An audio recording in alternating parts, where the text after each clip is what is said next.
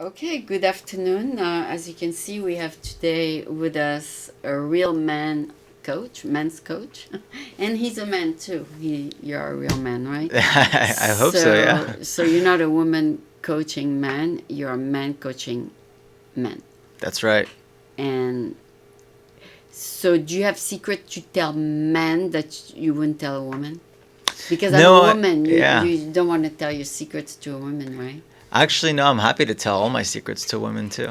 Yeah. I have nothing to hide, yeah, of But course. if you tell me what you advise men to do, then I know this what they're doing, right? Well, that's the beauty of it. I'm teaching men not to hide. Ah, you tell them to be authentic. That's right. Ah, so that's good. There's no trick there. Yeah, I what I'm teaching is helping men to take off their social mask and really be more authentic with their feelings, with their expression, and let go of having to pretend to be someone they're not. Like Oh, any ideas or concepts they have of what they think is attractive mm, versus just being themselves to help them really build self-esteem yeah. and confidence in just being themselves in front of the women they're attracted to. Wow. Okay.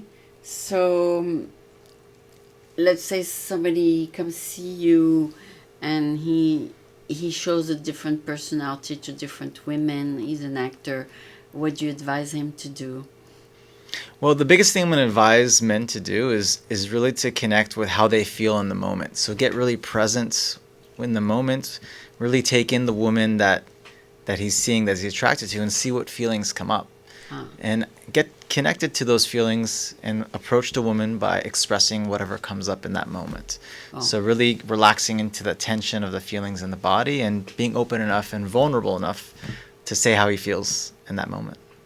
But he should never tell her that his real feelings. Why is that? I mean, maybe if he tell her right away, then he might uh, open himself too much and then lose her or something. Well, that's okay. I think the most important part is that there is no losing and winning in these It has to be interactions. real. It has to be real. Ultimately, the more real you are gonna inherently get some people to say no to you, and that's okay. Oh, okay. But After the first date. yeah, or even on the initial approach of when you go Ah, say hi to the girl. okay, okay. But the ones that say yes to you are the ones that are gonna like you for the real you, the one that's not hiding anything, Oh. and that's when really deep connections can be made. Could they be attracted in the first few minutes and then lose the attraction? Of course, attraction is a feeling as well. Oh, okay. So So it comes and goes. it can come and go. Ah, I've found from my experience, the more congruent a person is, yeah. especially the man is, the more authentic he is, the more attractive he becomes. Because women rarely get to experience a man that will show his whole heart to her and Oh, without hiding. oh. And I think a lot of guys grow up learning that it's It's the bad, opposite. yeah, it's bad to cry in front of a girl, or it's bad to show your emotion, or that you have to play tricks or have to act cool to get girls to like you. Oh, And they have these beliefs that they hold on to, and then as they get older, they they say. try this stuff, and they do attract some women, but they attract the women that are just like them, hiding something from each other. Oh, But if you want to have deep connections, you want to have something that's more real, then the men have to take the first step and be open and real first. And that okay. invites her to feel comfortable to also be open to him.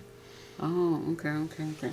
And you decide to do this because you are so successful with women, and then you can give tips to other men. Yeah, I mean, successful is all relative. I do pretty well with women, mostly because And you learned from your own experiences. so I've learned from my own experiences. I've also worked with a few coaches myself that have Ah, helped me on my own journey, and ah. so it was something that was tough for me growing up. I felt very insecure growing up, So and you went to a coach. yeah, and you know, after a while, I decided I was tired of feeling this way around women and feeling that I couldn't be myself. So I got some coaching, and I went on a journey of approaching many women, revealing my deepest. And it it worked a little bit better? Oh, of course, yeah. The more, and it wasn't so much that I was using it as a way, a technique to get girls. It started to become a way of freeing myself from all my limiting beliefs about myself, from all my deepest pains, and in doing so, I just started becoming more confident and grounded in myself, which, as a byproduct, I became more attractive to women. Okay, and maybe you learned, pre-learned the stories that you had inside your mind are because you are from a different culture. Yeah, it's possible. I think culture comes into play, but I also think just growing up, there's a lot of different factors like parents, friends, schools, the media. It depends if you have a successful family or it's a dysfunctional family. Yeah, if I found that the people that I've worked with, most of the times, their relationship with their parents is not usually founded in strong, connected emotions. Oh. A lot of times I found that the men that I work with, and including myself, come from families where expressing emotions are not valued, or expressing love to each other. It's difficult. Yeah, they don't. And so kids, we don't really know much growing up. We're learning from our two role models, our parents. So when we see that the way they respond to us isn't showing maybe certain types of love or affection, or maybe is very angering or telling us limiting beliefs about how the world works, kids absorb that and they hold on to those as they grow up. And it's only when they become more aware as adults that something doesn't feel right inside me, they can start to unravel these limiting beliefs and these old feelings that they've held on to as children, to start to become more grounded in who they are and get more connected with their own raw authenticity. Yeah, because some people are raised in a household where it comes very unnatural to say "I love you." They would never say it. And other American families say it like "good morning." They say it all the time, like if it's a daytime word. So some people they take that word very lightly. They don't care, like "good morning," "good night," "I love you," same thing. But some people would never say that in a million years in their family. So it's different upbringing then. Yeah, the upbringing is one of the most important parts of how we evolve as children to adults. It's a lot of what we learn in the household that shapes our identity. And so definitely it's important that emotional intelligence from a young age, if you really want to build self-esteem, it's good to have a good ability to express your emotions from a young age. Okay. Now, we are in an age of electronics, right? We're stuck on our phone or we're stuck on our computer. How do you break the ice, or how do you break the screen? Because there's too much between people nowadays. It's a barrier, isn't it? Yeah, it's interesting. It's kind of a double-edged sword. Social media was created to, in some ways, connect us all, but in a lot of ways, we're not connected. It's disconnecting us from being present with each other. Okay. Yeah, a lot of people post something on Instagram or Facebook, and they're hoping to get a bunch of likes to feel like they're getting approval from society, rather than seek actual connections with each other and build relationships with each other. And so it can be a challenge in today's world, but it's certainly very possible still for a man to walk up to a woman that he finds interest in a cafe or a grocery store, and just introduce himself and share his appreciation for whatever he liked about her, and see where it goes. Okay, so that's the way to go to approach the person.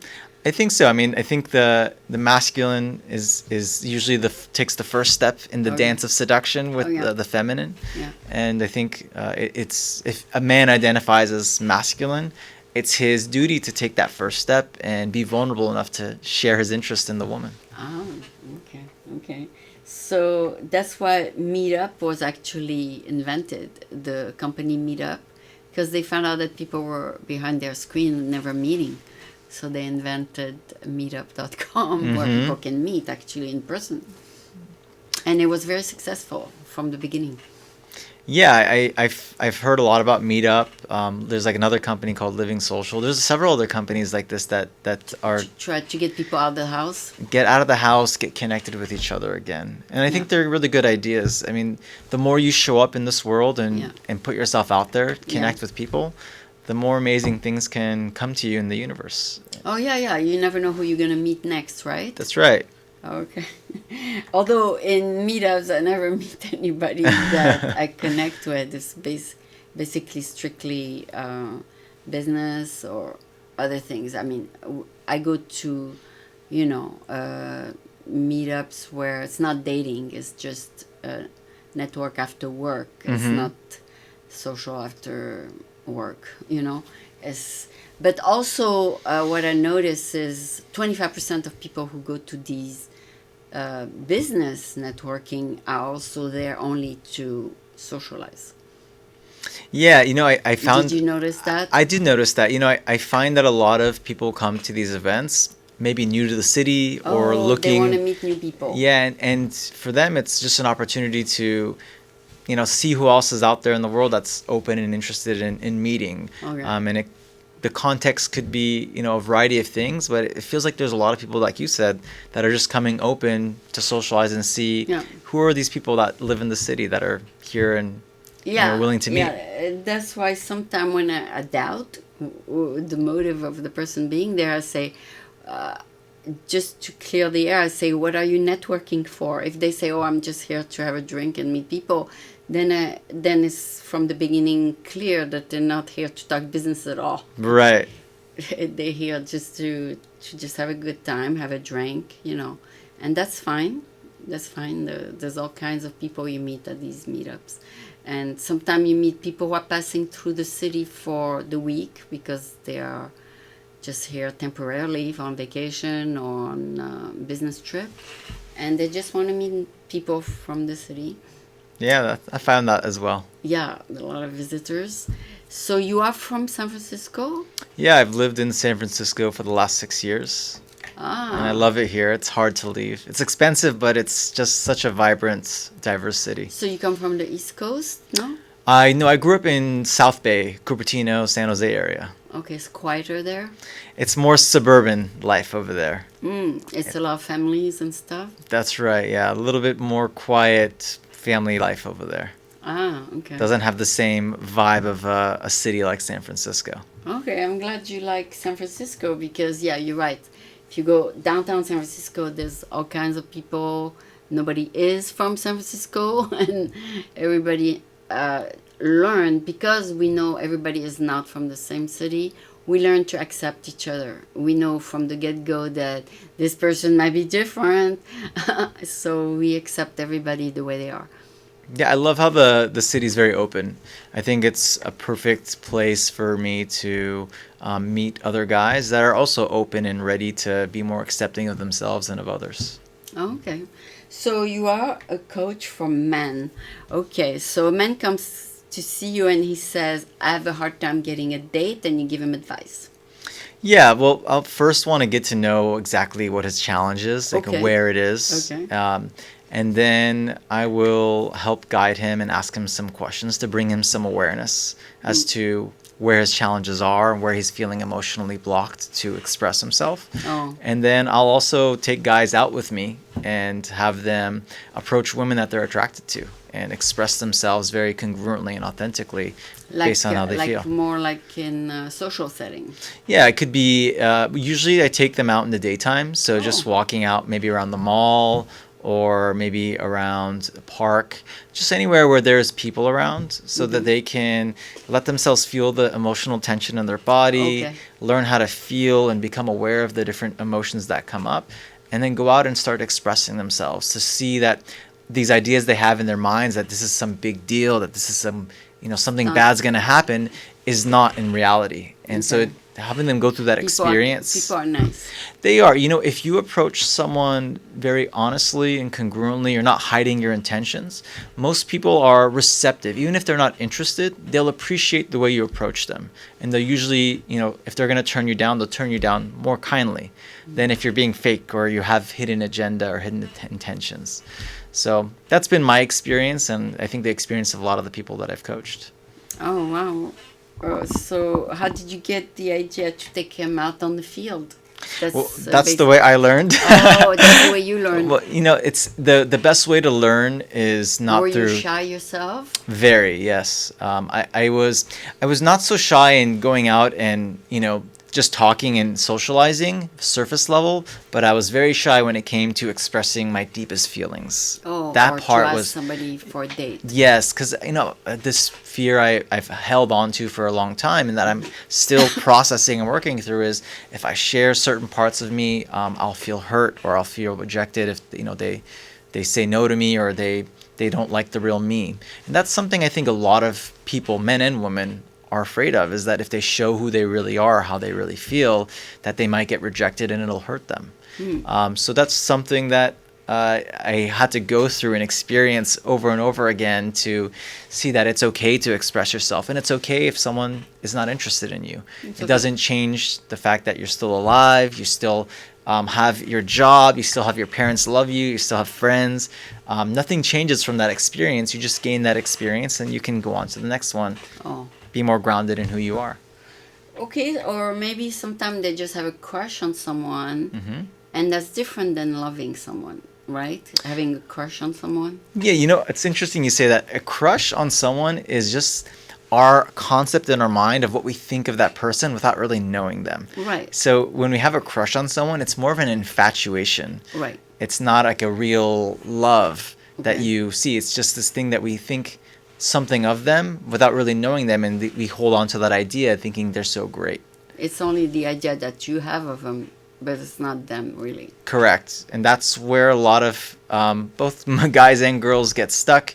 They create these expectations in their mind of who this person is, and they put them on this pedestal. And they make them to be such this great thing, great person, that they're so afraid to go tell them hello or say hi to them or share their interest. And the person is really simple.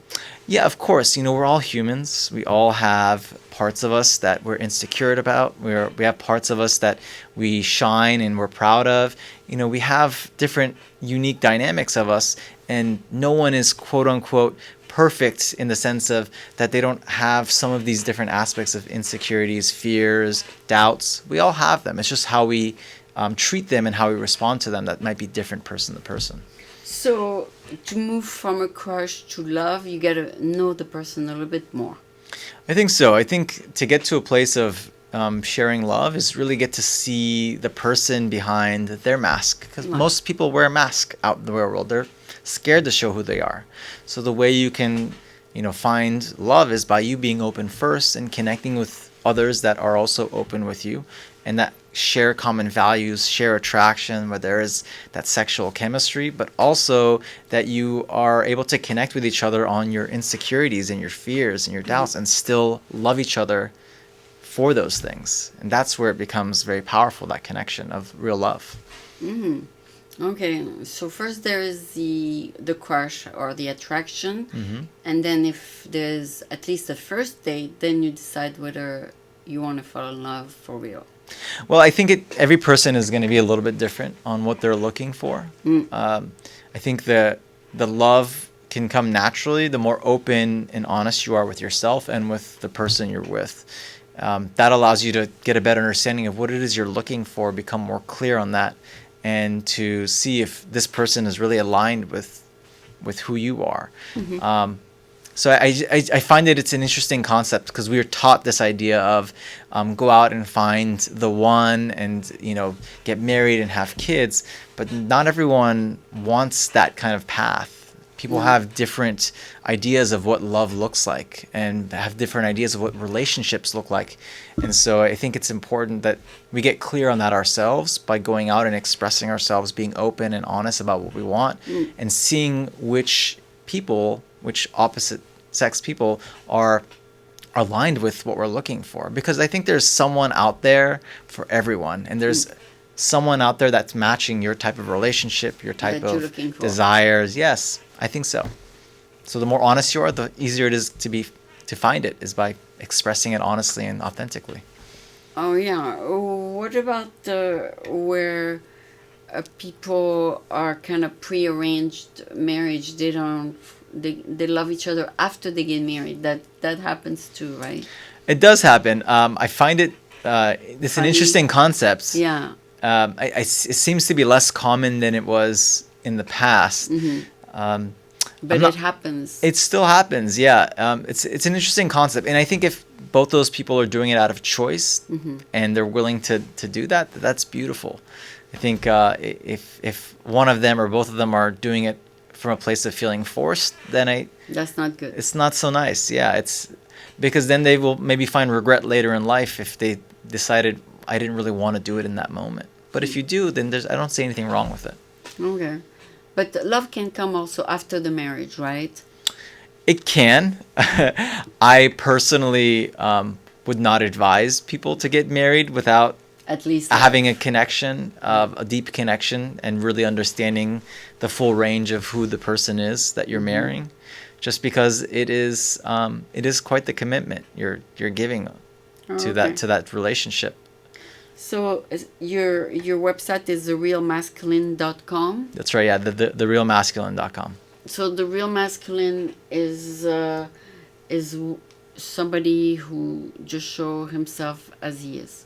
I look at masculinity as a few different principles. I think a man that has strong masculinity is very grounded in who he is, is a man that can step into different tensions and be able to relax into his emotions without being overly reactive. So he can handle different levels of tension really well. I think a man that's masculine is authentic, is really congruent with how he feels and expressive. And that really leads his life with purpose, with intention, and with a great deal of awareness for himself and for others. Yeah. So, but there are different kinds of people out there. They cannot fit into your description. I mean, you described the real man, right? The real masculine. But people are different sometimes.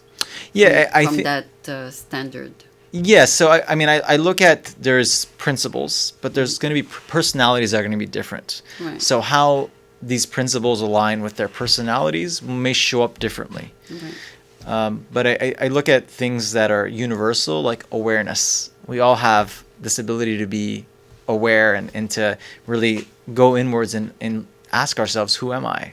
What am I about? What do I like? And become clear on these things.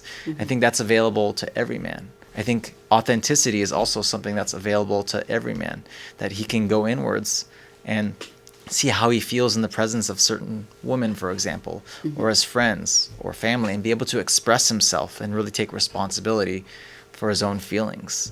And I think all of these help you become more grounded in who you are. So I agree that every man is going to be different from a personality standpoint, but I feel the principles that embody masculinity for men are universal and available to everyone. Okay. So like we were talking before we started recording, sometimes what wins a woman's heart is a man who's funny, or sometimes it's the looks, but that's very rare, like you said, right? The looks is like 10%. It's hard for me to put a percentage on it. Yeah. What I find with looks is looks matter more the higher your self-esteem is. So looks are good if you have high self-esteem, because that's going to mean more women are receptive to you and they're going to remain attracted to you because you have high self-esteem. But let's say you have low self-esteem and very good looks. Well, in the beginning, women may be more receptive to you, but once they see that you're highly insecure or you have low self-esteem, you're not able to really own who you are, they will lose that attraction for that type of man. So that's where the limitations of looks comes in, is looks may open some more doors for you, but it won't get you in the door and able to keep that relationship alive and strong. And that's where, building real self-esteem, becoming more grounded in who you are, having a good vibe is much more important in the long run of maintaining those kinds of relationships. Is it true that looks is more important for a woman than for a man? I mean, the man, he just needs to be the breadwinner, and what's his important is his profession. But for a woman, she has to be pretty. So after a hard day work, he comes home to a pretty woman. Is it true that the looks is more important for a woman? So I think are you asking do men care about the women's looks more than women care about the men's looks? Yeah. Yeah, absolutely. I think biologically men when we look at women, the way we're wired, it seems to be that the physical attraction is definitely very important. Yeah. The way they look, their shape. I find personally for myself and for a lot of guys that I coach is the looks are important a lot more in the beginning, but as the relationship develops, looks become a little bit less important and who she is actually becomes more important. That's not to say that we're still not very attracted to her physical beauty, Okay. but I find that many men won't stay in those relationships if there's nothing but the physical beauty. If there's Okay. nothing else that she may offer from like her personality or her Something. that makes the relationship feel great besides the looks. Because looks is just skin deep. It's just the physical exterior. Maybe for one night date. For example, yes. I just find that just like with men and and women, the personality and your ability to convey who you are, be real, share common values, these also become important as the relationships start to get deeper and deeper. Also, I noticed that some married people start to look alike after a while.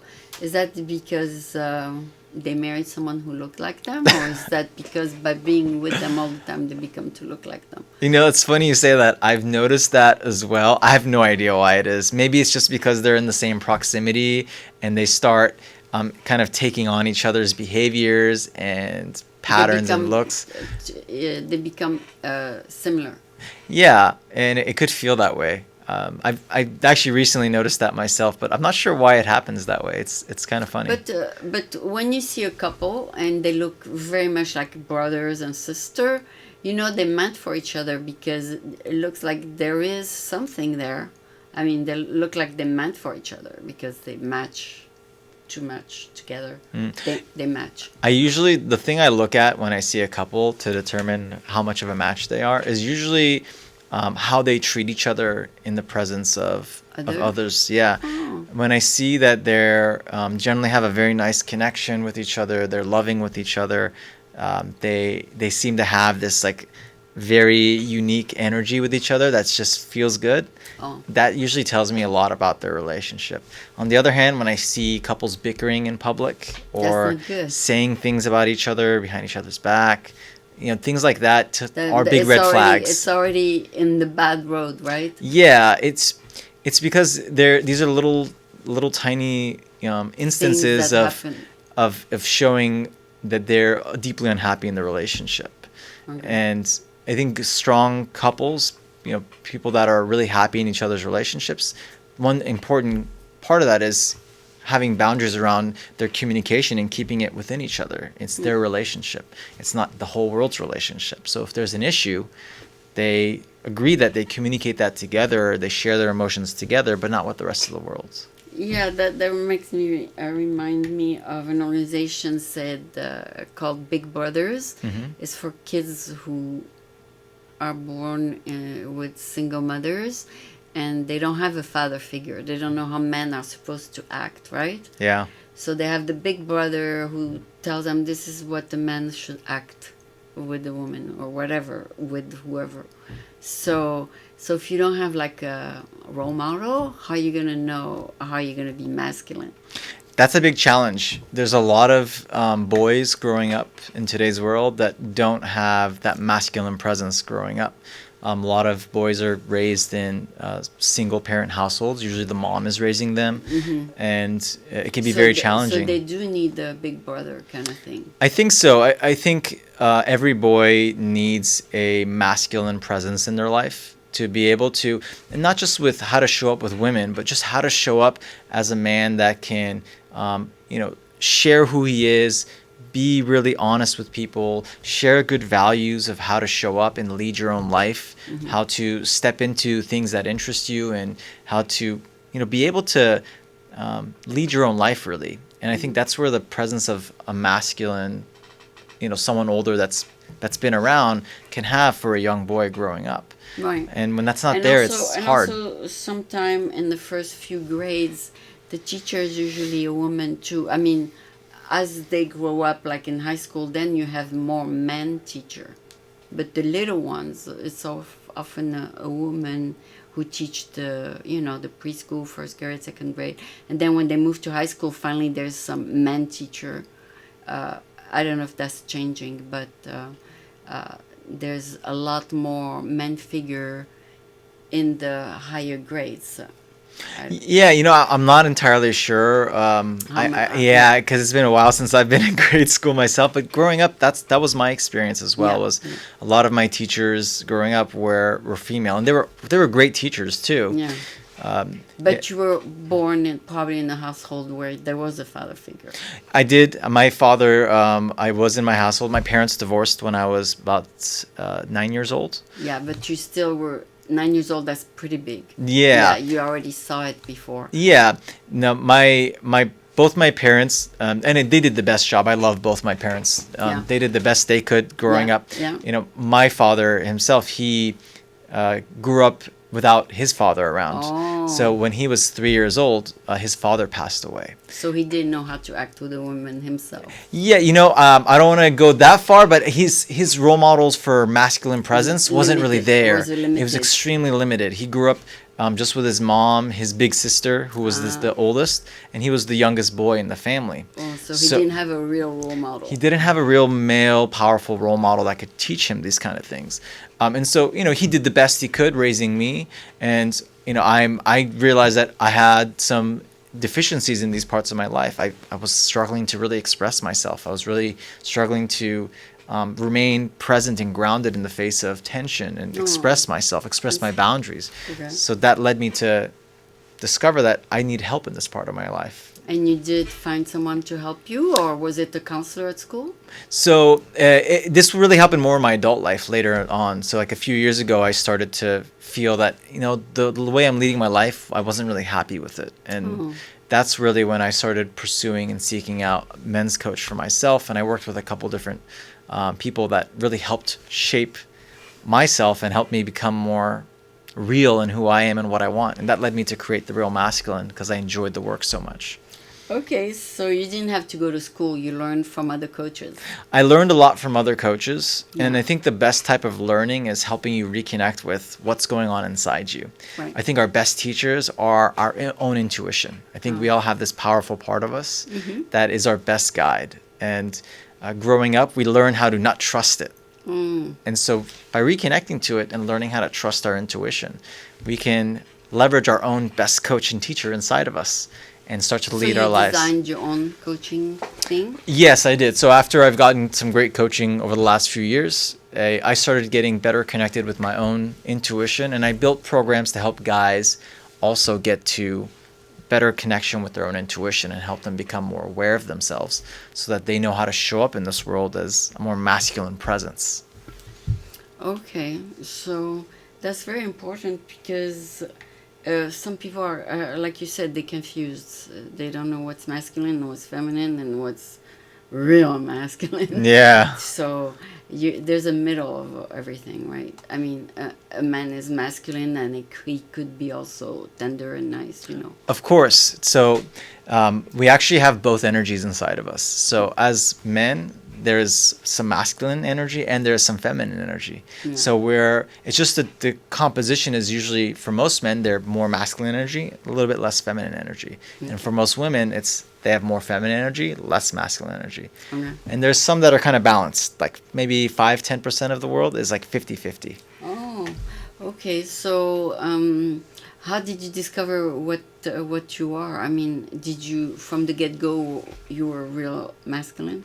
Well, I really, truth be told, as I was growing up, I didn't have this idea or concept of masculinity yet, or even femininity. Okay. I just knew that I loved women, and I just knew that I was deathly, them. yeah, and I just knew I was deathly afraid of them. I just was so scared of them at the same time. Oh. And so that was just my experience growing up. And it wasn't until several years ago that I started understanding these ideas of masculinity and femininity and realizing that I do identify myself as more masculine. I just didn't have a good sense of building that up yet. It was not very fully cultivated yet. Mm-hmm. Yeah, that's the purpose of, I guess, marriage, is for the masculine to understand the feminine, and it takes a long time. It can. You know, I think what creates attraction is that the masculine energy and the feminine energy are very polar opposites. Where the feminine energy is really about openness, connection, loving, tenderness. That is kind of the polar opposite of the masculine, which is more grounded, clear, direct. It's more of a grounding energy, as if, like, imagine a tree that roots into the ground, and then you might notice like the winds flowing and moving the branches. Like the wind is like the feminine energy. It's very flowing and light, free, and open. And the masculine energy is very grounded, rooted into the ground. And that's where they kind of complement each other and create that nice attraction. Okay, so how long does it take to kind of know the other person? How long does it take? Yeah, I don't want to put a time on it, because I think it's more so about self-discovery. The more you go out and approach women by being honest and congruent and very authentic, the more experience you're going to get with understanding yourself and your own masculinity and your own feminine energy, and the more you're going to experience her energy as well. And the more experience you have, the more reference experience you get, the better you'll understand the feminine energy versus your own masculine energy and how they play with each other. And what is we are 2019, right? What is a dating game now? Is it usual to take someone first for coffee, or someone first for lunch and then for dinner? What is the dating game? You know, I found it's going to range depending on the people, but I see a lot of people do first dates as coffee or getting a drink, or maybe having some ice cream, or going to the golf course. Something simple. Mini golf. Yeah, something simple usually and light. Yeah. And if they like each other, they're having fun, then usually I find they'll maybe continue the date by doing something else afterwards too. Yeah. Yeah. Okay, so like instead of just 15 minutes, it becomes an hour, and then if after an hour it becomes 2 hours. Yeah, it can. I think it can go with the flow depending on if there's a good vibe there and they're both enjoying each other's company, then I don't see why not. Yeah, it could be longer. Of course. Yeah, and if it doesn't go longer, it has to be the choice of one or the other. I think so. I think at any point, if one or the other decides that they're not really interested, yeah, they will it's in their tell best you. interest to, yeah. I mean, it's the interesting thing. Not everyone is willing to, they're afraid to hurt the other person's feelings or create that tension. But yeah, I think it's the best you can do is to be honest, and that actually serves the other person, because it saves you time, saves them time. It lets them go out and experience their life without leading them on. Oh, sure. So what do you think about people who do it online first and then they meet? Like Match.com, all those. They first get to know each other online. I think they're perfectly great services. I don't see anything wrong with them. Yeah, they see a little video of the person. Yeah. I think the limitation is on Match.com or Tinder or these other apps. The limitation is that it's more focused on the pictures more than anything, and then the profile is kind of secondary. Oh. And so that's totally fine, for a man, it limits his ability to go out and meet the types of women he wants. Unless his pictures are just phenomenal, he's in the top 10% of looks, then online dating would work really well for those guys. But in terms of most men, you know, if you are average or below or above average looking, well, the best bet you have is to actually go out into the real world and approach women, be the selector. If you see a beautiful woman you like, you can go and show who you are, show your vibe, show your energy, and you can give yourself much better opportunities to date the actual types of women you want, versus online dating, which if they don't like your profile, you're not going to be able to meet them. Okay. Yeah, there's also more sophisticated ones like eHarmony, where they really do your profile deep. Like, how much do you want that person to make? How much education you want them to have? What is the religion you want them to have? They go a little bit deeper than Match.com. So then they match you after you have the criteria of education. Some people say I want minimum BA education, or some people say I don't care, and then there's the age criteria. So they go by elimination. So this person doesn't want anybody over certain age, then we're not gonna even introduce them, something like that. So it goes by elimination. It's like a computer program. They eliminate what the other person doesn't want. They eliminate what the other person doesn't want, and finally there's a match. And then they gotta meet, right? Yeah, I'm not overly familiar with eHarmony. I know that's a little more detailed than other sites. Yeah. I just think with the online dating scene in general, I think if you're okay knowing that your options are going to be more limited in that pool, and you're okay with that, more selective, then that's totally fine if it's coming from choice. If you want to expand your options, the real world is the best place to go out and do that, because you can walk up to anyone you want and say hello and see what happens. Yeah, but when you say hello, you don't know their religion, you don't know. And if religion is important to you or to her, there might be a roadblock there. It can be, of course, and that's part of the beauty of dating. I think if these are certain values you hold that are really important, there's something you probably want to ask very early on in your interactions within the first few minutes, if they're that important. If that's important. Yeah, because you don't want to waste anyone's time. And I think it's important for every man and woman to know what they're not looking for and be able to ask the right questions early in their interactions to know, is there a deal breaker that I'm not comfortable with? Because if there is, then you want to walk away from that as in the least amount of time as possible and move on to the next potential option. Oh, really? Yeah. So, and also very important is the education level and the profession. Sometimes, some people are looking for a certain type of person. I found that profession is a lot less important than the maybe the purpose or passion behind it.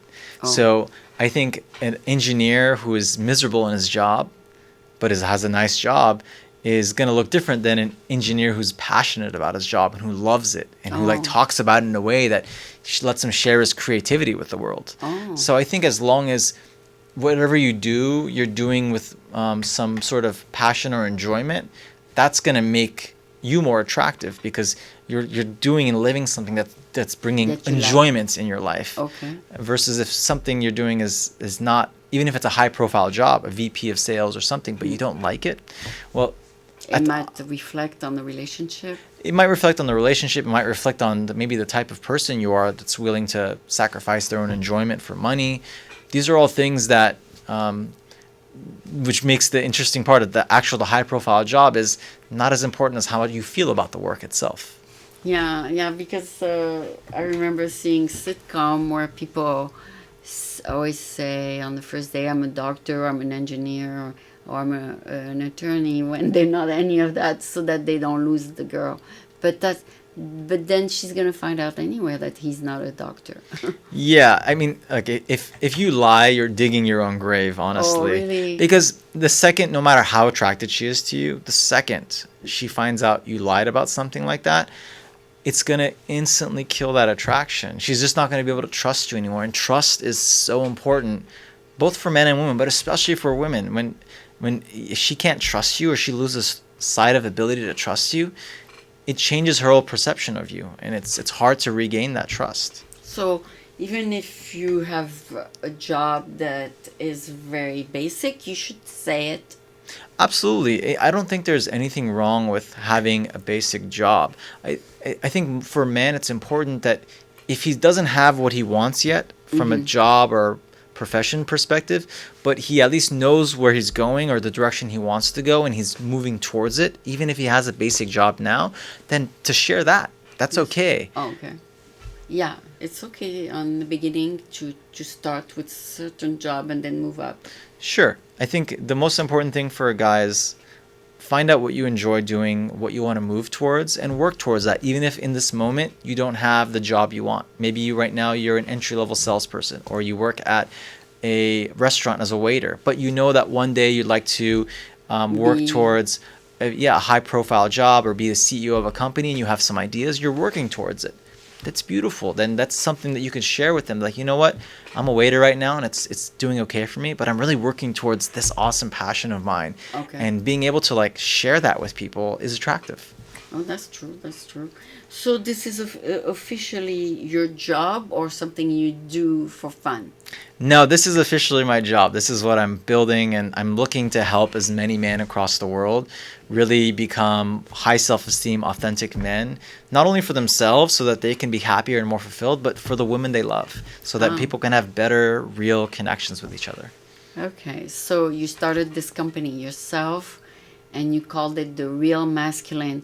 So the first thing men are gonna say is, what is the non-real masculine? Well, I think the non real masculine is this idea we've had maybe growing up that, like, man up, or boys don't cry, or boys shouldn't show emotion. This is kind of the toxic part of masculinity that's gotten a bad name. Oh, the big rough. Yeah, because I think there's a time and place for you to, set your boundaries and be firm. Yeah. But overall, I think it's also very important that as a man, you're stepping into being yourself, being grounded, sharing who you really are, and sharing your emotions. These are a part of self-acceptance. To really embody and become a strong, present, grounded man, you need to be able to own all the parts of you, including the ones that you're insecure about, the ones that you maybe are afraid to show the world, but you will still show it because that shows you can accept yourself. So these are all important parts of, I think, what healthy masculinity is. Yeah, and also some men have temper tantrums, or because when they were growing up, as soon as they had a temper tantrum, they got a big hug from their mom, so that was their way of getting love, right? Yeah, it's interesting. You're right. There's a lot of different ways that we learn how to get love, and we build these patterns in our mind from childhood. Like, that's an example as well. Yeah. Yeah. So we gotta be conscious that's what's happening.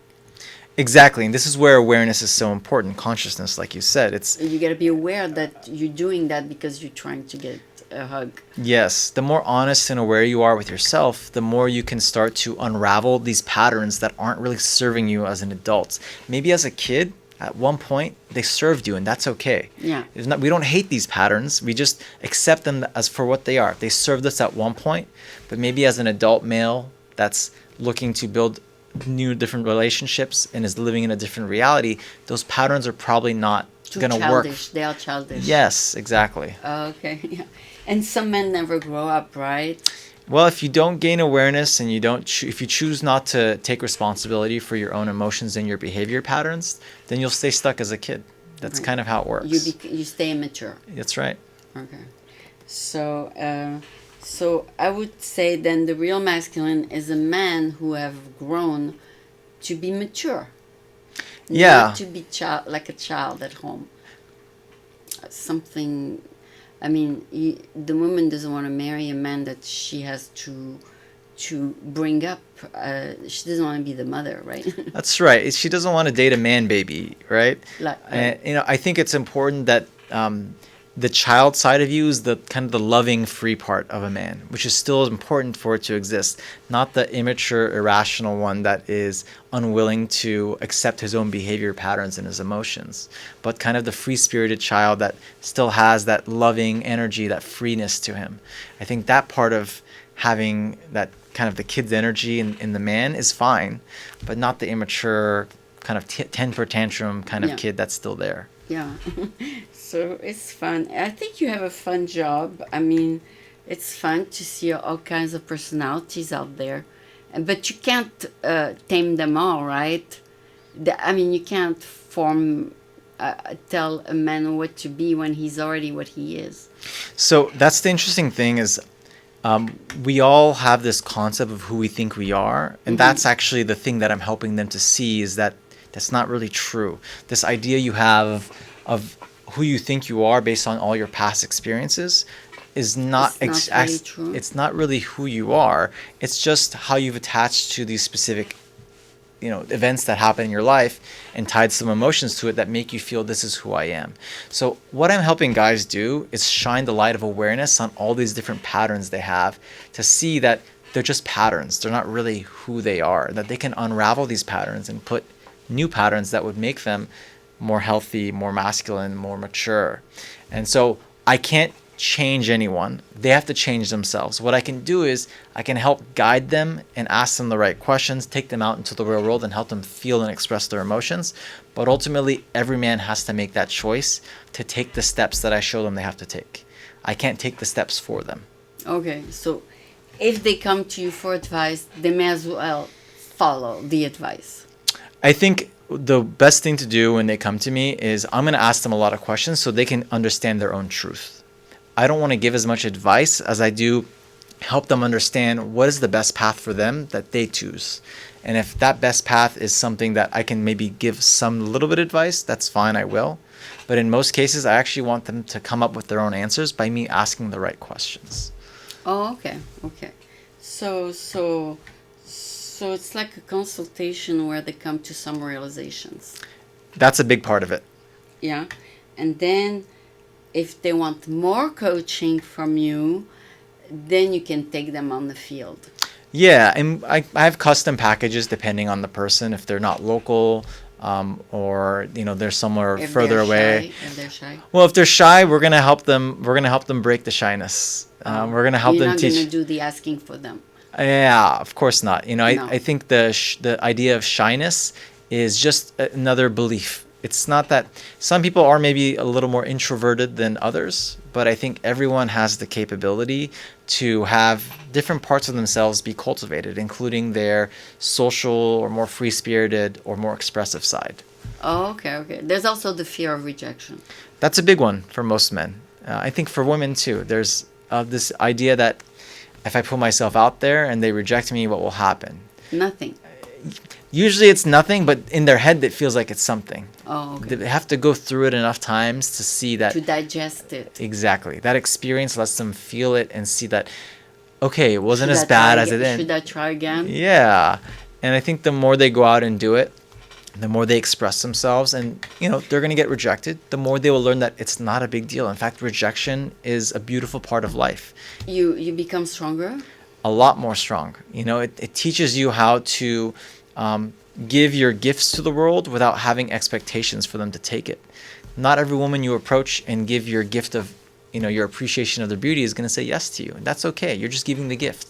Oh. Some will accept it, some won't. So the idea of this, rejection, quote unquote, is just made up to be this big thing in our minds, but it's really not that big of a deal once you experience it. It's part of the game. It's part of life. In every part of life, not just with women and dating, but with jobs, yes. With making friends, with every aspect of life has an aspect of potential rejection. Okay. But I think it's one of those things that why we think rejection is beautiful is that when you get a no, you get one step closer to a yes.